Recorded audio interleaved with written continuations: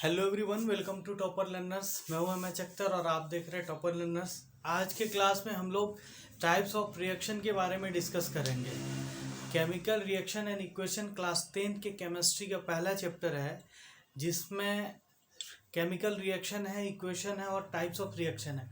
Types of reaction अगर आप अच्छे से समझ लेते हैं तो आई होप जो क्लास 10 की केमिस्ट्री है उसकी केमिस्ट्री आप समझ लेंगे, उसको आसानी से आपको समझ में आ जाएगा। तो बहुत सारे टाइप्स ऑफ रिएक्शन है, जिसमें एक है आपका कॉम्बिनेशन रिएक्शन, उसके बाद दूसरा आपका डिकम्पोजिशन रिएक्शन,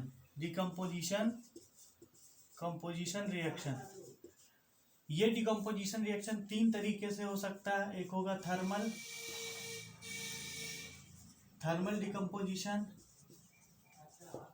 दूसरा है आपका थर्मल डिकम्पोजिशन, उसके बाद है फोटोलाइसिस या फोटोलिटिक या फोटोकेमिकल भी बोल सकते हैं, फोटोलिसिस डिकम्पोजिशन, और तीसरा है आपका इलेक्ट्रोलिसिस डिकम्पोजिशन रिएक्शन।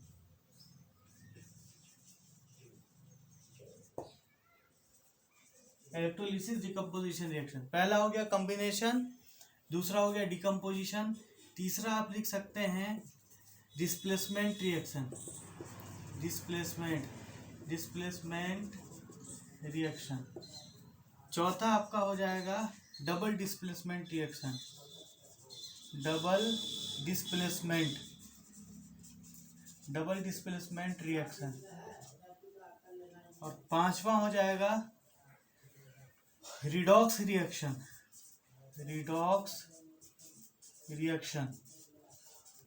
जिसमें ऑक्सीडेशन और रिडक्शन हो जाएगा। उसके बाद एक हो जाएगा आपका रिडॉक्स रिएक्शन हो गया, डबल डिस्प्लेसमेंट के बाद रिडॉक्स रिएक्शन में ऑक्सीडेशन और रिडक्शन दो रिएक्शन आएगा। और एक है आपका, एक हो जाएगा फोर्थ, फिफ्थ, सिक्स में आप ये समझ लीजिए एक्सोथर्मिक एंड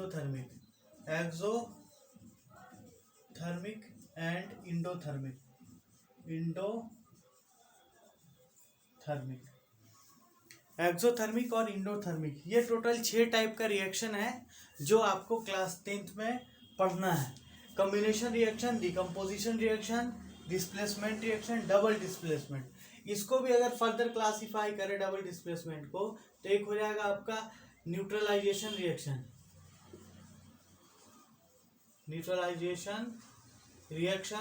और एक हो जाएगा आपका प्रेसिपिटेशन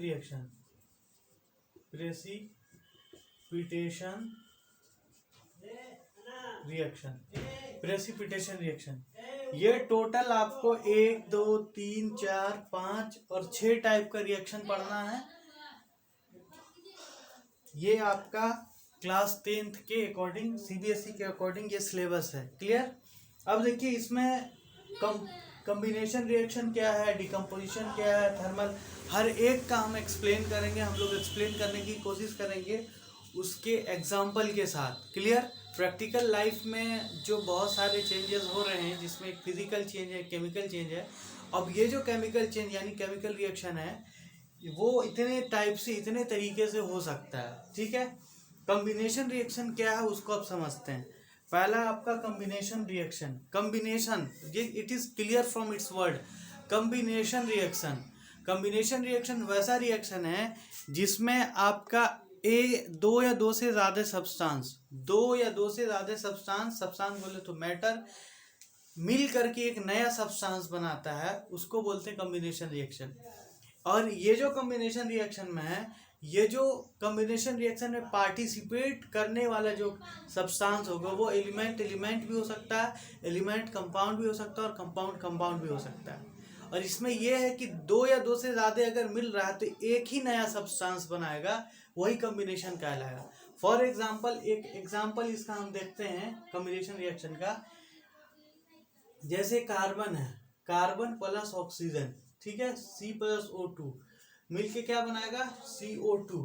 अब देखिए कार्बन और ऑक्सीजन मिलके क्या बनाया, ये बना दिया आपका कार्बन डाइऑक्साइड। तो ये जो आपका है ये हो गया रिएक्टेंट, ये क्या हो गया रिएक्टेंट, और ये हो गया आपका प्रोडक्ट, ये क्या हो गया प्रोडक्ट। अब देखिए ये जो रिएक्टेंट है इसमें एक कार्बन है, कार्बन क्या है एक एलिमेंट है, और ऑक्सीजन क्या है वो भी एक एलिमेंट है, लेकिन यहाँ पे ऑक्सीजन मॉलिक्यूल के फॉर्म में है।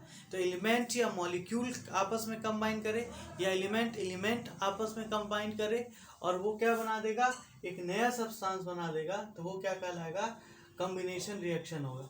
तो यहाँ पे ये कॉम्बिनेशन रिएक्शन कार्बन ऑक्सीजन आपस में मिलके क्या बना रहा है CO2 बना रहा है, कार्बन डाइऑक्साइड बना रहा है।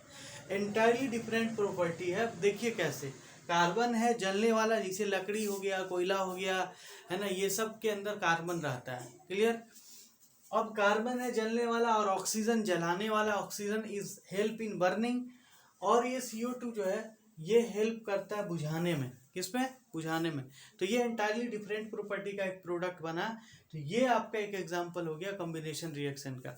और भी देख लेते हैं, जैसे आपका एक एग्जांपल हो जाएगा कैल्शियम ऑक्साइड CaO को क्या बोलते हैं, जल्दी जल्दी कमेंट सेक्शन में डालिए। कैल्शियम ऑक्साइड को क्या बोलते हैं CaO, calcium oxide quick lime जिसको बोलते हैं, चूना, चूना जिसको हम लोग पानी में डालते हैं, तो पानी में डालने से पहले वाला जो स्टेट है वो क्विक लाइम हो गया, प्लस CO2, इसको CO2 के साथ जब रिएक्ट कराएंगे, क्विक लाइम को CO2 के साथ रिएक्ट कराएंगे तो क्या बना देगा CaCO3, क्या बना देगा CaCO3।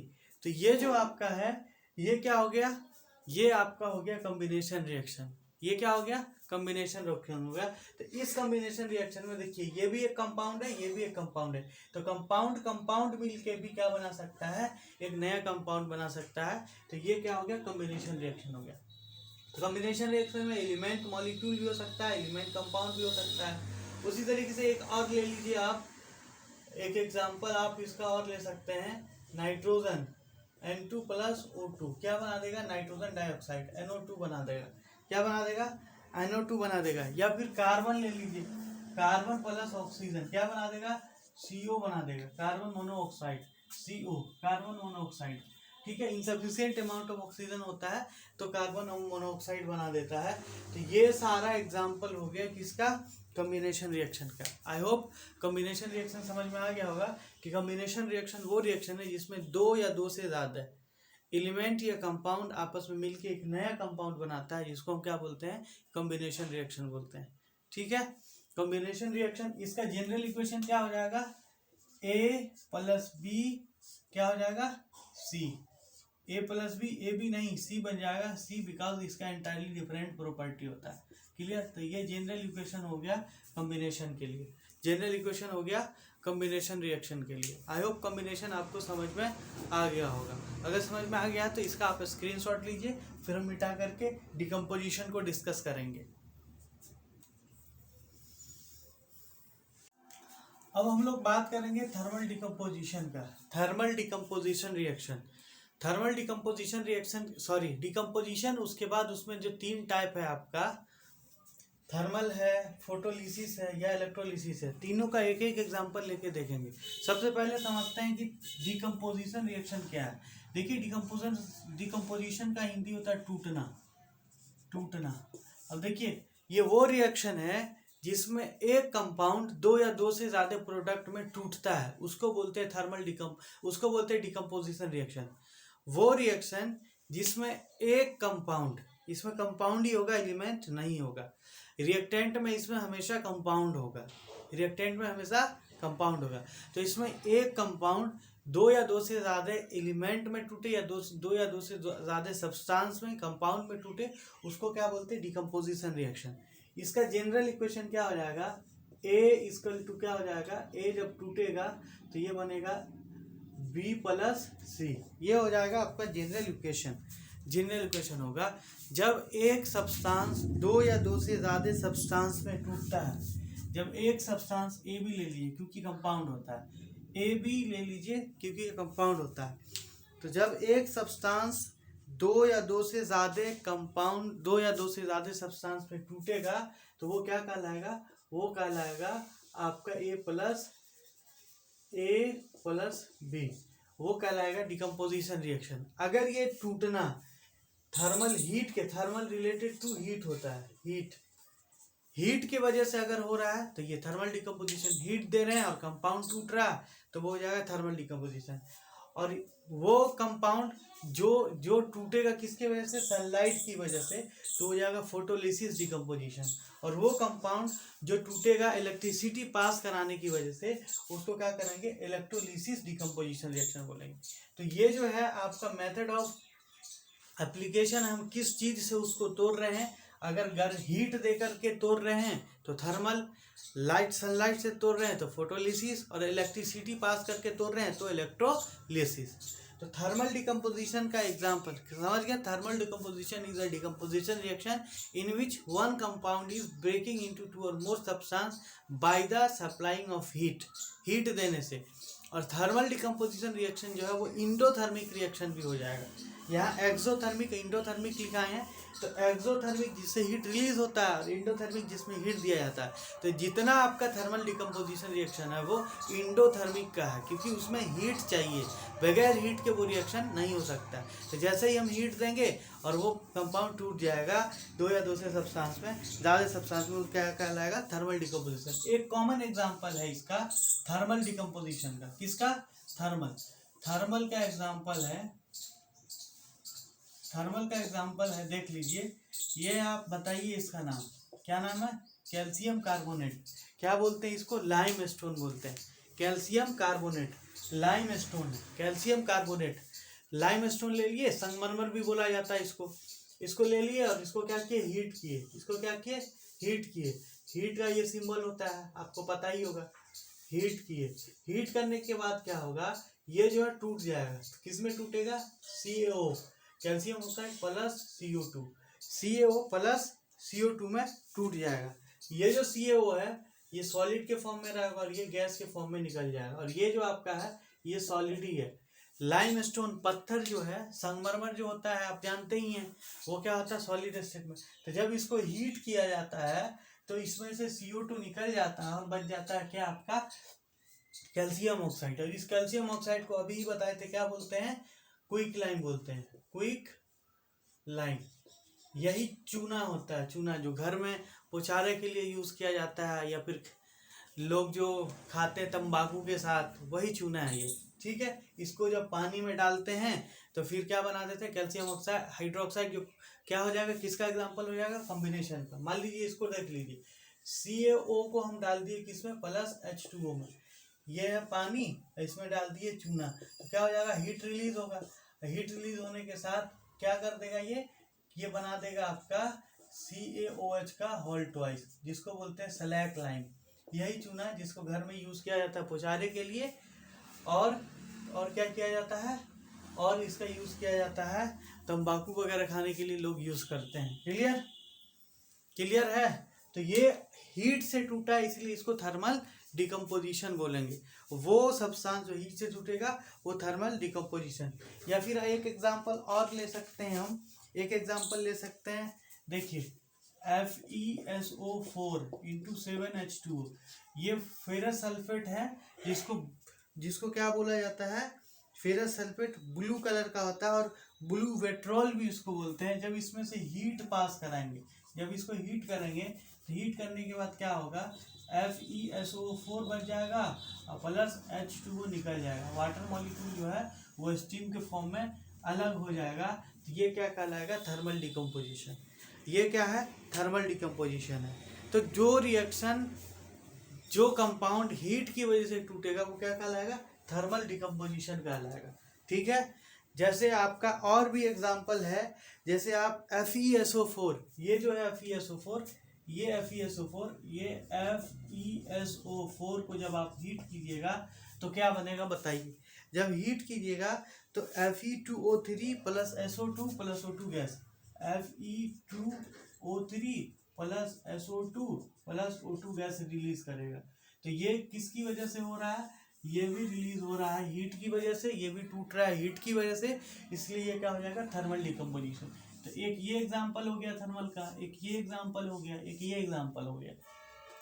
ये आप याद रखिएगा कि FeSO4 जब टूटता है तो क्या बनाता है, Fe2O3 ferric oxide plus SO2 plus बस SO3 plus SO3 sulphur trioxide plus SO3 FeSO4 क्या हो गया फेरस सल्फेट।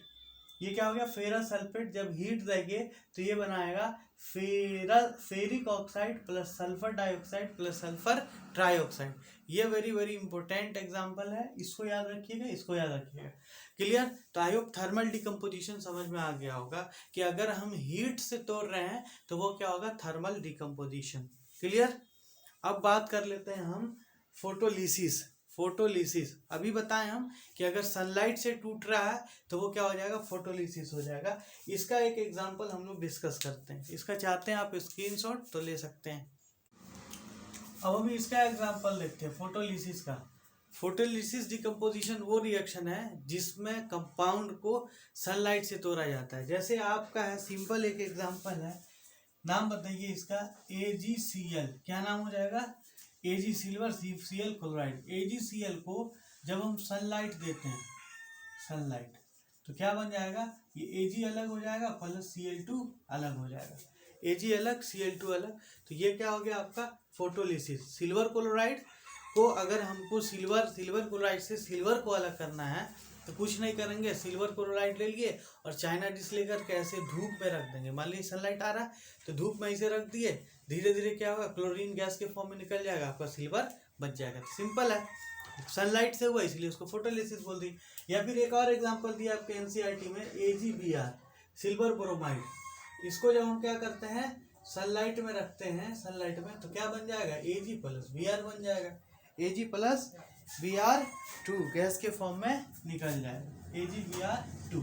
बैलेंस कर लीजिएगा अपना इक्वेशन। इधर 2 Cl है, यहाँ 2 लगा दीजिए, यहाँ 2 लगा दीजिए, यहाँ 2 Br है तो यहाँ 2 लगा दीजिए, यहाँ 2 लगा दीजिए, बैलेंस हो गया। इक्वेशन को बैलेंस भी कर देना। क्लियर। तो सिल्वर क्लोराइड और सिल्वर ब्रोमाइड याद रखिएगा। ये किसका एग्जांपल है फोटोलिसिस का या फोटोलाइटिक डिकम्पोजिशन का। चाइना डिश ले लिए जहाँ पे सनलाइट आ रहा है वहाँ पे रख दिए, जैसे घर में ही रख दिए, खिड़की से विंडो से सनलाइट आ रहा है वहाँ पे रख दिए, क्लोरीन उड़ जाएगा या ब्रोमीन अगर है तो ब्रोमीन उड़ जाएगा गैस के फॉर्म में और क्या बच जाएगा आपको सिल्वर बच जाएगा। ये भी गैसियस के फॉर्म में, ये भी गैस के फॉर्म में। क्लियर। अब बात कर लेते हैं इलेक्ट्रोलिसिस का। इलेक्ट्रोलिसिस से किसको ब्रेक डाउन करेंगे। अब देखिए आपके पास है पानी H2O पानी है। अगर पानी में से हाइड्रोजन को अलग करना है और ऑक्सीजन को अलग करना है तो उसके लिए आपको न थर्मल डिकम्पोजिशन काम है, जैसे हीट कीजिएगा पूरा पानी उड़ जाएगा, सनलाइट में रखिएगा वाटर इवेपोरेट हो जाएगा। तो इसके कंस्टिट्यूएंट को अगर आपको अलग करना है तो उसके लिए जो आपको यूज़ करना पड़ेगा वो इलेक्ट्रोलिसिस। और इलेक्ट्रोलिसिस प्रोसेस वहाँ पे यूज़ करते हैं जहाँ पे कंडक्शन ऑफ क्या हो आयन हो, यानी इलेक्ट्रॉन इलेक्ट्रिक करंट उससे फ्लो हो सके। ठीक है। जब ये H2O है, H2O से इलेक्ट्रिसिटी पास कराया जाता है इलेक्ट्रिसिटी, तो H2 प्लस O2 अलग अलग हो जाता है। ठीक है। H2 से जब पानी से इलेक्ट्रिसिटी पास कराया जाएगा तो क्या हो जाएगा हाइड्रोजन और ऑक्सीजन अलग हो जाएगा। और देखिए एक कंपाउंड 2 या 2 से ज़्यादा एक सब्सटेंस में टूटा तो इसको क्या बोलेंगे डिकम्पोजिशन। और किसकी वजह से टूट रहा है तो टूट रहा है इलेक्ट्रिसिटी की वजह से, इसलिए इलेक्ट्रोलिसिस बोलते हैं। लिसिस मतलब टूटना होता है, इसलिए इलेक्ट्रोलिसिस। इलेक्ट्रिसिटी की वजह से कोई कंपाउंड अगर टूट रहा है तो उसको क्या बोलेंगे हम इलेक्ट्रोलिसिस डिकम्पोजिशन। अब करते कैसे हैं सवाल ये है। तो देखिए इसके लिए एक एक्सपेरिमेंट किया जाता है। जैसे ही हम कंटेनर ले लिए और इसमें 2 कार्बन रड डाल दिए। ठीक है। कार्बन रड डाले, एक को बोल देंगे हम एनोड। ठीक है। जिस पे निगेटिव चार्ज कलेक्ट होगा, और ये हो जाएगा कैथोड जिस पे पॉजिटिव आयन आएगा। और ये इस पे ये खुद क्या होगा निगेटिव टर्मिनल और ये क्या होगा पॉजिटिव टर्मिनल। पॉजिटिव टर्मिनल को एनायन बोलते हैं और पॉजिटिव टर्मिनल को कैथोड बोलते हैं और निगेटिव टर्मिनल को एनोड बोलते हैं। क्लियर है। अब देखिए इससे हम बैटरी जोड़ दिए, इससे क्या किए लिए और बैटरी जोड़ दिए। बैटरी जोड़ने के बाद माइनस प्लस, जैसे ही इलेक्ट्रिसिटी इसमें पास होगा, ये H2O है, ये हाइड्रोजन जैसे ही इलेक्ट्रिसिटी पास कराएंगे वाटर से तो ये H2O टूटेगा। इसका बॉन्ड टूटेगा और ये H प्लस आयन में और O माइनस आयन में ये टूटेगा। तो जो H प्लस है वो किसकी तरफ जाएगा, माइनस टर्मिनल की तरफ, एनोड कैथोड की तरफ, और ऑक्सीजन नेगेटिव आयन है तो ये किसकी तरफ जाएगा, एनोड की तरफ। तो ये यहाँ से दोनों अलग अलग कलेक्ट हो जाएगा। और आप जब मैच स्टिक लाइएगा किसके पास, कैथोड के पास, तो आपको पॉप साउंड मिलेगा, क्योंकि हाइड्रोजन एक ऐसा गैस है जो जलने के बाद पॉप साउंड प्रोड्यूस करता है। पॉप साउंड क्या होता है, जैसे मान लीजिए टैप वाटर नल आपका खुला हुआ है हल्का सा और बूंद बूंद करके गिर रहा है, उसके नीचे बकेट रखा हुआ है, जब वो गिरेगा तो क्या टप टप करता है, वही टैप साउंड पॉप साउंड हुआ है ना। या फिर बुलबुला जो बनता है पानी में, वो जो फूटता है तो उससे जो आवाज़ आता है वो भी एक पॉप साउंड है। तो जब इलेक्ट्रिसिटी पास कराएंगे तो क्या होगा, हाइड्रोजन ऑक्सीजन दोनों आयन के फॉर्म में बनेगा। H प्लस आयन कहाँ चला जाएगा, नेगेटिव टर्मिनल पर, जिसको क्या बोलेंगे, कैथोड पे इकट्ठा हो जाएगा और ये नेगेटिव पे। ठीक है, और कैसे पता चलेगा किस पे हाइड्रोजन होगा किस पे, तो दोनों के पास मैच स्टिक लाएंगे। ऑक्सीजन जो है वो साउंड नहीं करेगा, लेकिन हाइड्रोजन जो है वो साउंड करेगा। तो ये हो गया आपका इलेक्ट्रोलिसिस का एग्जाम्पल। ये क्या हो गया, इलेक्ट्रोलिसिस का एग्जाम्पल। अब हम लोग डिस्कस करेंगे डिस्प्लेसमेंट रिएक्शन के बारे में। डिस्प्लेसमेंट रिएक्शन क्या होता है उसके बारे में, फिर बाकी जो आपका बचेगा वो नेक्स्ट लेक्चर में डिस्कस करेंगे। एक टॉपिक और हम इस लेक्चर में डिस्कस करते हैं, वो है आपका कौन सा रिएक्शन, डिस्प्लेसमेंट रिएक्शन। क्लियर है यहाँ तक? तो फटाफट कमेंट कीजिए क्लियर है या नहीं है।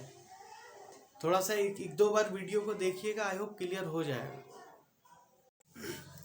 हम लोगों ने अभी तक कॉम्बिनेशन रिएक्शन देख लिया, डिकम्पोजिशन का टाइप देख लिए, थर्मल डिकम्पोजिशन, इलेक्ट्रोलिसिस और फोटोलिसिस देख लिए। क्लियर? अब हम बात कर लेते हैं डिस्प्लेसमेंट रिएक्शन का। डिस्प्लेसमेंट रिएक्शन, डिस्प्लेसमेंट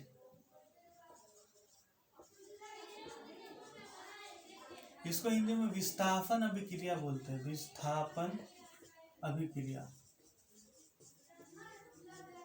देखिए नाम से ही क्लियर है यहाँ पे, डिस्प्लेसमेंट रिएक्शन वो रिएक्शन होगा जिसमें एक मेटल दूसरे मेटल को क्या करेगा, डिस्प्लेस करेगा। इसके लिए आपको याद रखना पड़ेगा रिएक्टिविटी सीरीज, और उसका नेमोनिक्स ये है, देखिए आप याद कर लीजिएगा, कैटरीना ने कार मांगा अल्टो जिन फेरारी, फिर भी है क्यों मिला। क्यों मिला मतलब मरकरी, Hg, सिल्वर, ऑडी। ठीक है, देखिए sodium, potassium, calcium, magnesium, aluminium, zinc, Alto Zen, zinc Zn, Zen, Ferrari, फिर भी है क्यों मिला, सिल्वर, ऑडी। ये रिएक्टिविटी सीरीज है। जैसे हम ऊपर से नीचे आते हैं मेटल की रिएक्टिविटी घटती चली जाती है। तो क्या है नोमेनिक्स, कैटरीना ने कार मांगा, कैटरीना ने कार मांगा, अल्टो जेन फेरारी, याद रखने के लिए फेरारी, फिर भी है क्यों मिला, क्यों से कॉपर, मिला मतलब मरकरी, मिला सिल्वर, ऑडी, सिल्वर से Ag, सिल्वर, ऑडी, Ag से गोल्ड, ऑडी। ठीक है, ये न्यूमेरिक्स है, इसके जरिए से आप आसानी से रिएक्टिविटी सीरीज याद रख सकते हैं।